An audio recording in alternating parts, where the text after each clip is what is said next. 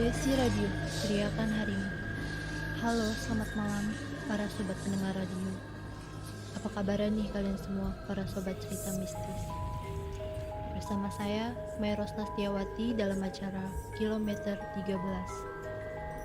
Selama 30 menit ke depan, saya akan menemani malam Jumat kalian dengan cerita-cerita seram pilihan. Namun, sebelum saya mulai, saya ingin mengingatkan kepada sobat cerita mistis. Jangan pernah merasa sendiri. Mereka ada di sekitar kita, senantiasa mengawasimu di sudut-sudut gelap, di dalam yang dingin dan menusuk tulang. Ketika kalian sendirian, berhati-hatilah jika kalian mendengar siaran ini. Karena mitosnya, ketika kita bercerita atau mendengar kisah seram, mereka akan tertarik dan ikut mendengarkan. Bisa jadi mereka ada di sampingmu sekarang. Haha. Malam ini saya akan bacakan 2 cerita kiriman para sobat cerita mistis. Kita akan ditemani oleh cerita seram yang pernah dialami oleh salah satu sobat cerita mistis yang bernama Bima. Oke, langsung saja. Pasang telinga, matikan lampu, and open your mind. Halo semua, perkenalkan aku Bima. Aku baru saja mendapat kamar kos baru yang harganya sedikit lebih murah dibandingkan kamar-kamar lainnya. Aku tidak tahu alasan apa dan kenapa kamar kos itu bisa sedikit lebih murah. Bagaimana mas, bakal milih kamar kos ini? Sepertinya iya pak, saya bakal milih kamar kos ini. Dan harganya pun lumayan bagus untuk saya yang masih mahasiswa pak. Tapi saya lihat-lihat dulu ya pak. Ya mas, lihat dulu aja pelan-pelan kamarnya mas. Iya pak. Oh ya pak, saya ingin tanya, apakah saya sekarang bisa langsung menempatkan kamar kos ini pak? Iya mas, mas bisa langsung menempatkan kamar kos ini setelah mas ngelunasin uang DP-nya terlebih dahulu. Oh baik pak, saya bayar sekarang DP-nya. Baik mas, ikutin saya. Oh baik pak. Sudah kuputuskan untuk menyewa kamar kos ini untuk kutinggali. Keesokan harinya, aku membuat sedikit pesta penyambutan kamar kos baruku. Aku mengundang 3 orang temanku untuk makan bersama dan menginap di kos baruku. Oi bro, assalamualaikum.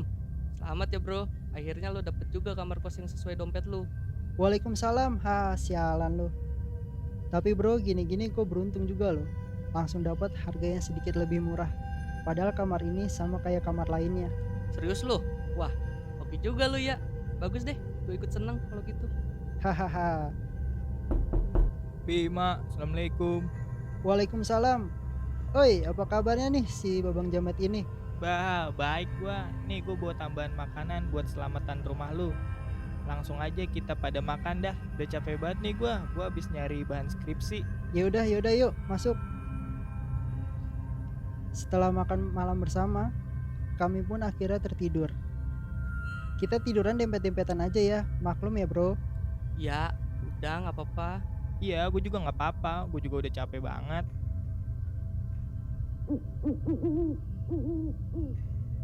Sekitar jam 3 dini hari, ketika kami semua tertidur, tiba-tiba salah satu temanku terbangun. Bim, bangun Bim. Gue mau cabut aja nih Bim. Aduh, kenapa sih lu? Baru jam 3 udah mau cabut aja. Nanti aja cabutnya tunggu pagian. Ngapain lu balik sekarang? Karena Angga ini posisinya tidur di pojok ruangan, dia seperti mencium sesuatu. Aduh, gue nggak tahu nih. Di dekat sini baunya nggak enak, kayak bau busuk gitu. Aduh, nggak kuat gue. Gue balik aja dah. Angga temanku ini memutuskan untuk pulang ke rumahnya jam 3 dini hari. Karena saking gak kuatnya dengan bau di pojok ruangan kamar kosku. Udah ya Bim, gue cabut. Tapi Udah, mungkin si Angga lagi sensitif aja. Udah yuk, tidur lagi. sebenarnya aku sedikit kaget dengan temanku itu, yang katanya ia mencium bau busuk dari kamar kosku.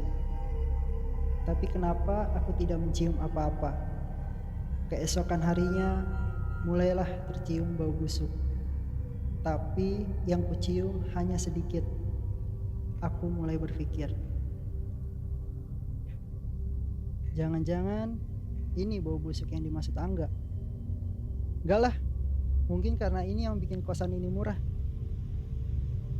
Aku menghiraukan bau itu karena aku berpikir positif. Tapi kebesokan harinya, besoknya lagi, hingga minggu depan, bau busuk itu semakin hari baunya semakin kuat. Aku tidak tahu bau itu sebenarnya dari mana. Ini dari mana sih baunya? Kenapa makin kuat ya? Apa gue bersih-bersihin aja semua ruangan biar hilang tuh bau? Udahlah, gue beresin aja. Tapi dari mana ya? Oh iya, dari kamar mandi dulu deh.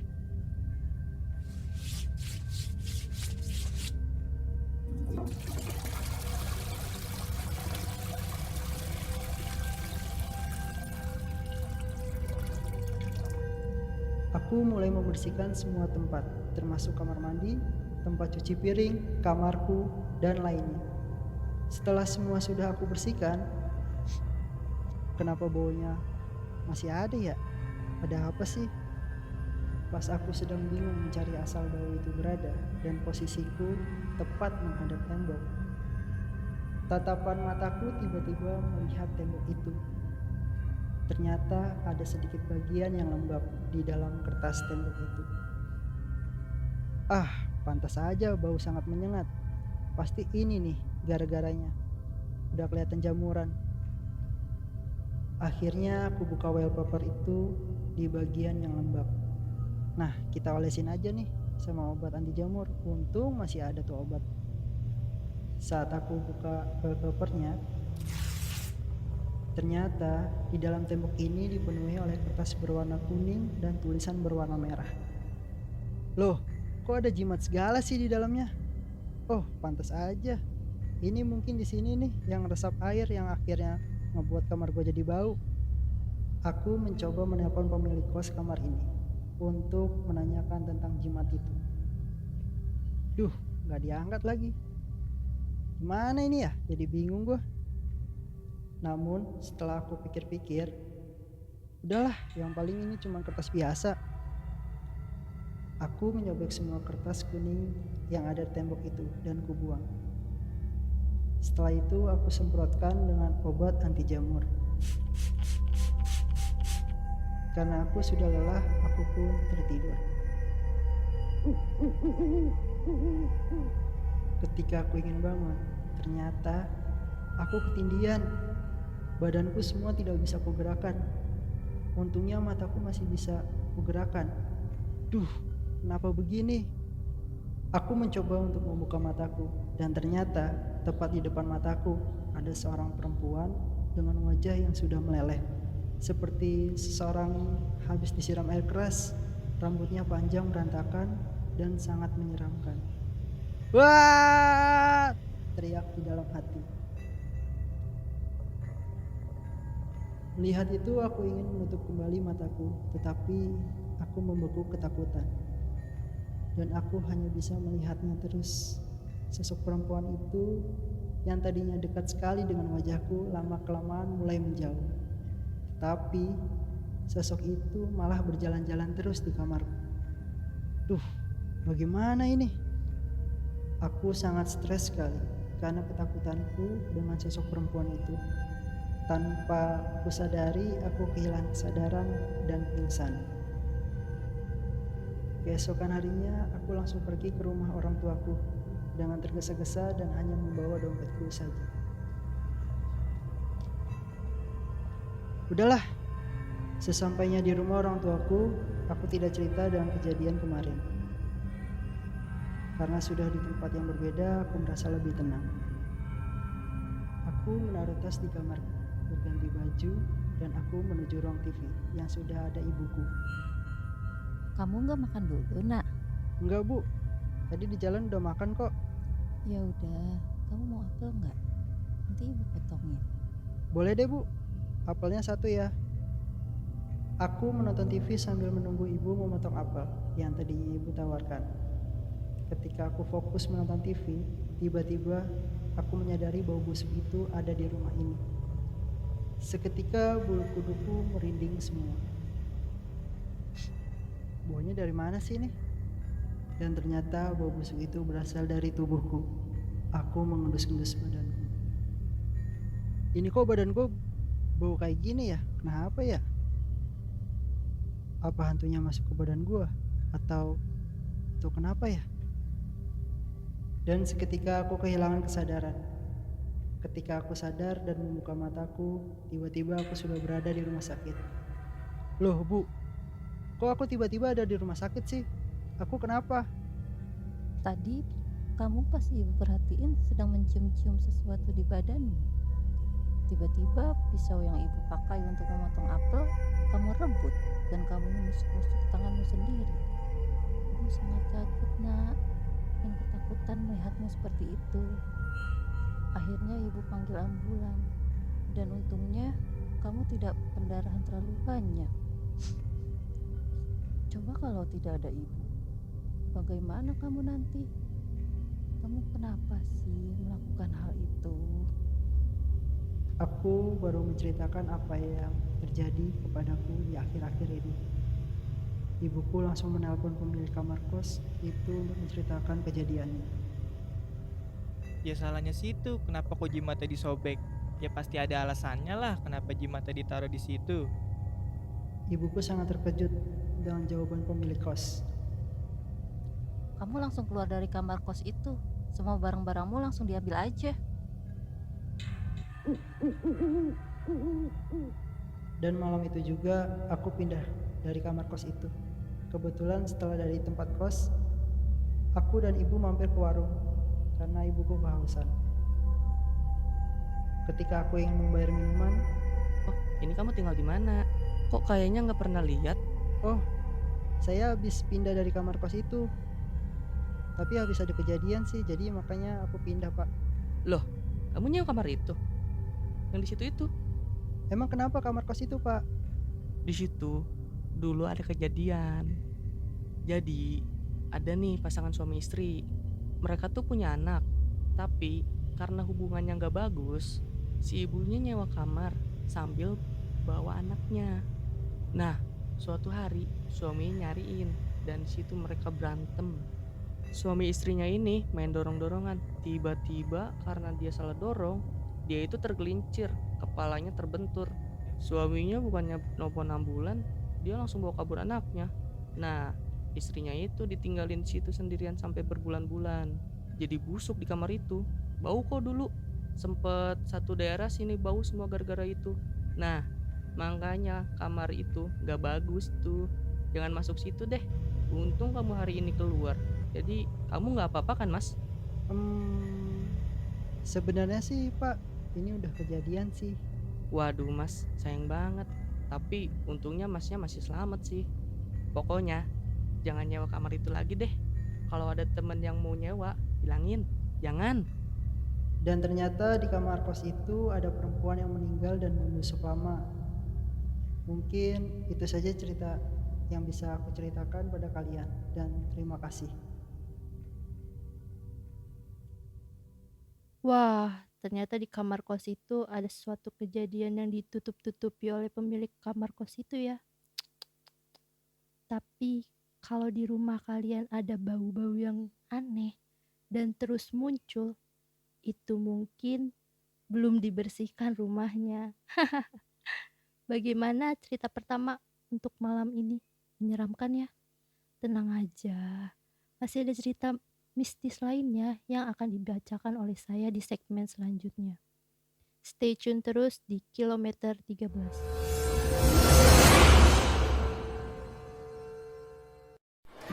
Akhirnya lulus juga. Yoi, lu mau lanjut kuliah apa kerja? Kuliah sih, tapi belum tahu mau kuliah di mana. Lu gimana? Gue juga masih bingung nih.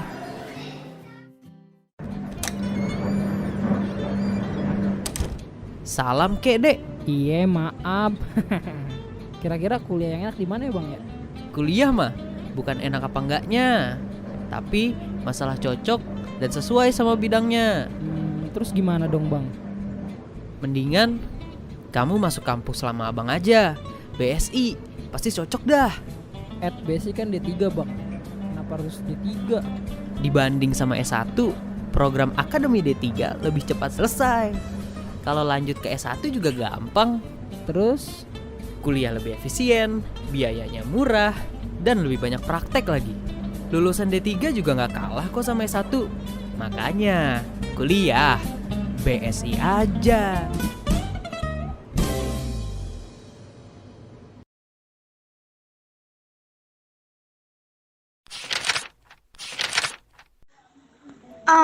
Bosen banget liburan. Isinya tugas semua. Besok pergi yuk ke puncak. Jangan, corona tuh lagi mewabah. Ya elah Rin, santai. Gua tuh gak akan kena corona. Gua tuh kuat. Hah, iya lo kuat Gap, tapi orang lain tuh gak sekuat lo. Hah? Maksud lo apa sih? Maksud gue tuh Gap, corona mungkin gak akan membuat lo sakit, tapi lo bisa jadi membawa virusnya. Lo bisa tularin virus ini ke orang lain tanpa lo sadari tahu. Sumpah. Seriusan? Gak bercanda kan lo? Iya, makanya kalau nggak mendesak gak usah keluar rumah. Apalagi sampai liburan. Duh, jangan deh. Mendingan lo stay at home aja. Karena itu cara terbaik dari kita untuk menolong orang lain. Bener juga sih apa kata lo. Yaudah, gue liburan di rumah aja deh. Gue gak mau buat orang lain sakit. Cuman ini cara gue buat nyelamatin orang lain. Nah, gitu dong. Itu baru bagus. Yaudah yuk, kita lanjut lagi aja nugasnya. Ayo.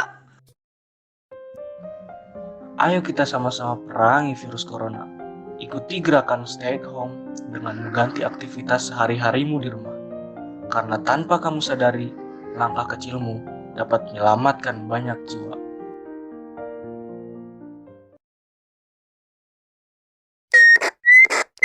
Para pendengar, kejadian ini seringkali terjadi dalam kehidupan kita sehari-hari. Kita dengerin yuk. Mas, asapnya nih mas. Asap apaan, Mbak? Itu loh mas, rokoknya mas. Santai aja kali, Mbak.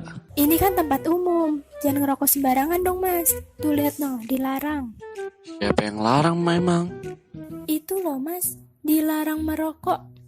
Wah, si Mamas ini gak bisa baca ya. Kasian tuh mbaknya sampai gak bisa bernafas. Jangan diulangi lagi ya mas, lain kali. Maafin saya ya Mbak, saya salah. Hormatilah orang lain. Jangan merokok di tempat umum, karena dapat mengganggu kenyamanan orang lain.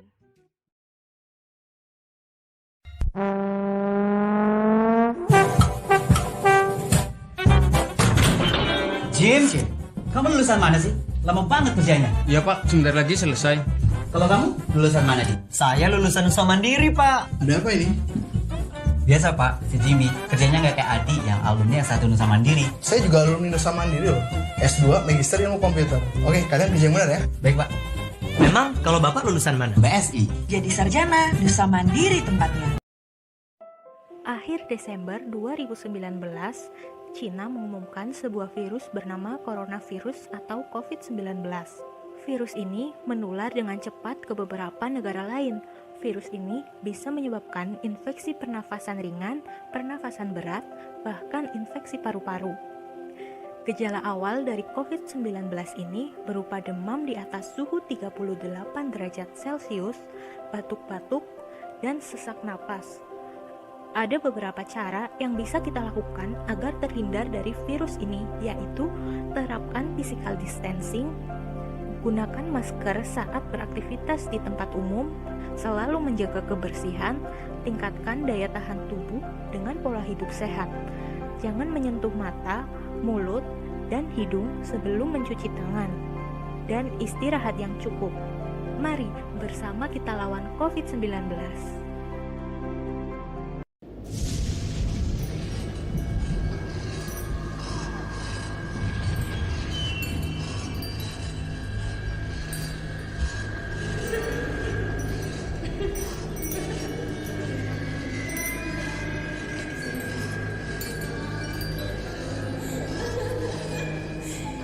Besi Radio, teriakan harimu.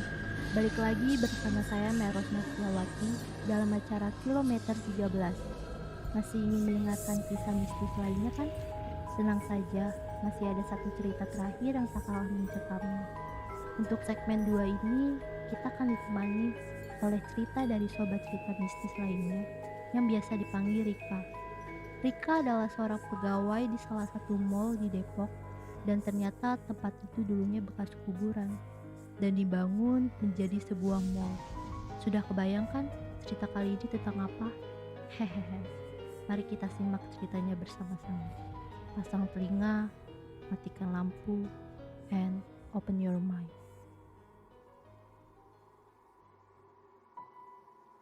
Halo semuanya, perkenalkan saya Rika. Saya adalah pegawai yang bekerja di salah satu mall yang dulunya ternyata bekas kuburan dan dijadikan sebuah mall. Aku cukup tahu tempat ini karena aku sudah sangat kenal daerah ini. Makanya aku tahu tempat ini dulunya bekas lahan kuburan. Waktu itu 3:30 sore kejadian di musola tempatku bekerja. Aku dan temanku ingin melaksanakan sholat asar, dan waktu itu kamar mandi belum selesai dibangun. Musola pun juga belum dipasangkan dengan keramik yang masih menggunakan terpal, dan kualasi lagi menggunakan sejadahku. Aku sholat terlebih dahulu karena bergantian, dan temanku di luar masih melepaskan sepatunya. Perlu ku beritahu, aku seseorang yang bisa melihat yang orang lain tidak bisa lihat. Pasti sakit nih kalau udah dialasi lagi sama sejadah pun. Dah, gua wudhu dulu ya. Oke. Aku memasuki tempat wudhu. Tempatnya sangat mencekam dan aku mulai membaca doa.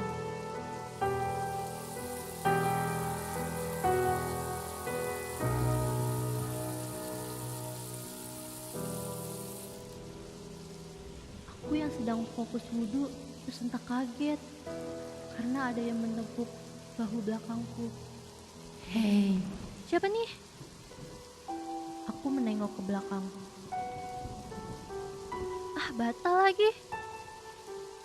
Aku panik dan takut, dan akhirnya menghampiri temanku yang sedang melepas sepatu.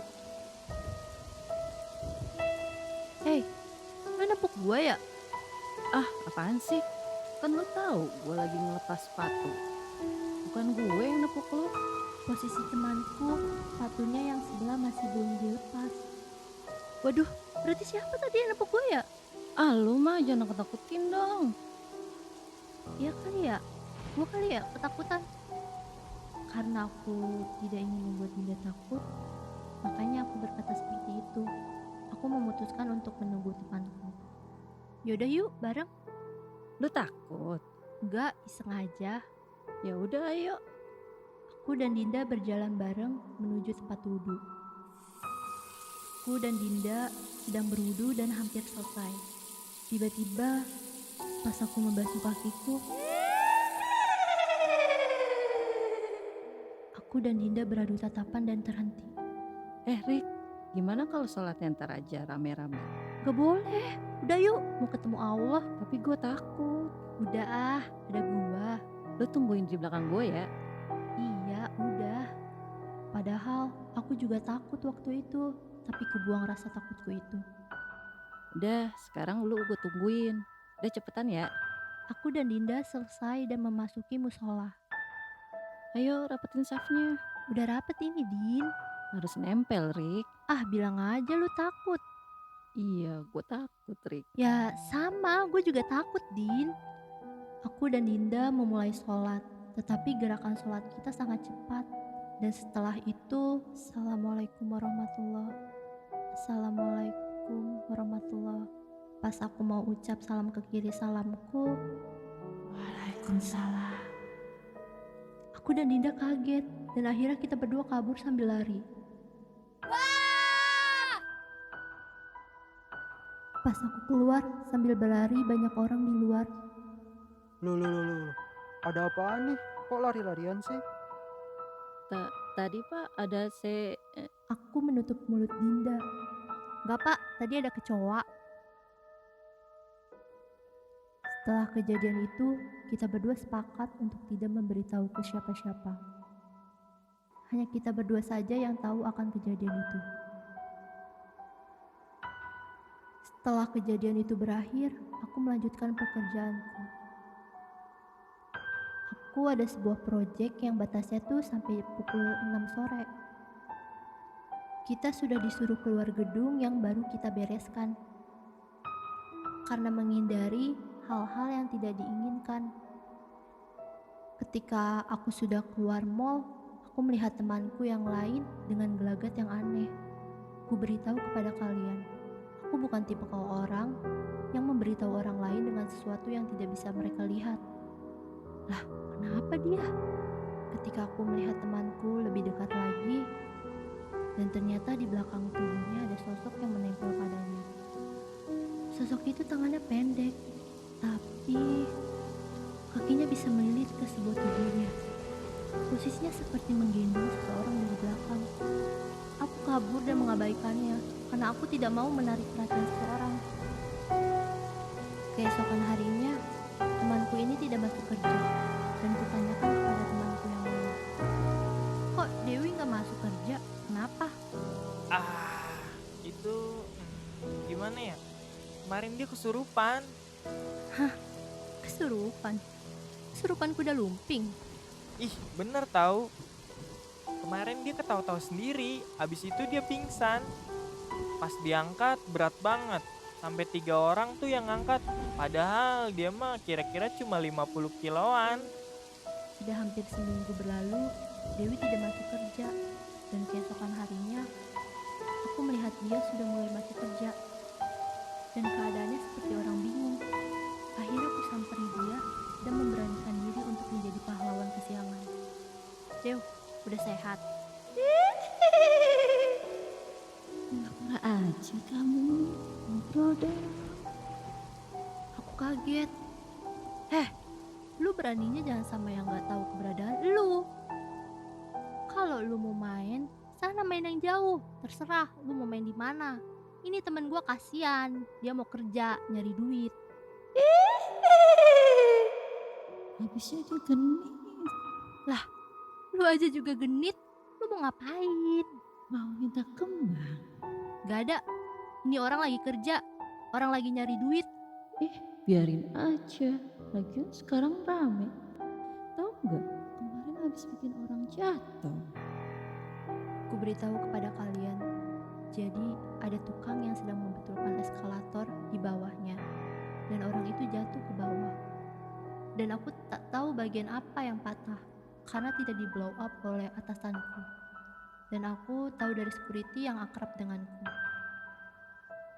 Setelah aku berbicara dengan sosok hantu ini, temanku tersadar dan tidak mengetahuinya kalau sejak dari tadi aku sedang berada di dekatnya. Loh, lu dari tadi di sini? Iya, gue dari tadi. Dari lu kenapa sendirian di sini? Gue nggak tahu, tapi badan gue sekarang lemes banget nih. Ya udah, lu izin pulang sana. Nggak takut dimarahin gue. Gak apa-apa, kan lu masih gak enak badan. Pulang aja daripada lu kenapa-napa. Temenin gue ya, Rik. Akhirnya, aku selalu menemani dia. Walau sosok itu sering masuk-masuk ke tubuh temanku ini. Temanku ini ternyata tipikal orang yang sering kesurupan, tetapi tidak bisa melihat sosok itu. Aku sangat lelah menemaninya terus-menerus. Tapi kasihan juga temanku ini. Sebenarnya banyak kejadian yang masih aku ceritakan di tempat kerjaku ini. Tetapi ada sesuatu rahasia yang tidak boleh ku ceritakan. Sekian ceritaku dan terima kasih banyak.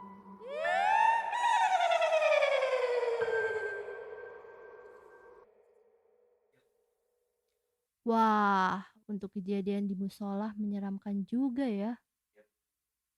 Tapi jangan jadi alasan buat kalian malah sholat setelah mendengar cerita ini. Karena semakin kalian tidak sholat, semakin senang mereka mendekati kalian. Gak terasa ya, udah 30 menit saya menemani kalian dengan kisah-kisah seram untuk malam ini. Saya Meros Nastiawati undur diri, semoga malam kalian menyeramkan. Hehehe.